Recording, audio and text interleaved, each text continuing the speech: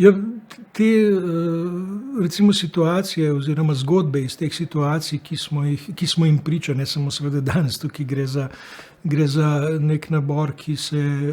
gradi in ki bo verjetno postal neka fascinantna zgodba kot celota na koncu. Spet ne, se bom vrnil k tej recimo neki mogoče večkrat pompozni, ampak vseeno se mi zdi pomembni besedi neke univerzalnosti, ne. Ta izkušnja določene meje je seveda univerzalna za tiste, ki na različnih teritorijih to mejo so doživljali oziroma so jo lahko doživeli, in pa še bolj mogoče intenzivna izkušnja za tiste, ki je niso, ampak nekje se zavedajo, da to je izkušnja nekih drugih teritorijev, nekih drugih ljudi. Predvsem pa ne, se mi zdi, da je to danes ta zadnji današnji film zelo lahko pokazal, ne, kako majčkeno je treba, da se meje, ki so bile odpravljene zavedno, ponovno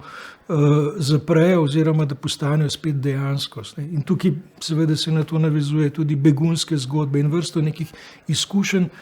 za katere ne moremo nikoli reči, da se nam ne bojo zgodile, ne. In v tem smislu seveda jaz mislim, da je ta mejnost, brezmejnost, čezmejnost, predvsem pa izkušnja dveh narodov, dveh narodnosti, hkrati pa istega ljudstva, če lahko tako rečem, ne, nekaj, kar presega lokalni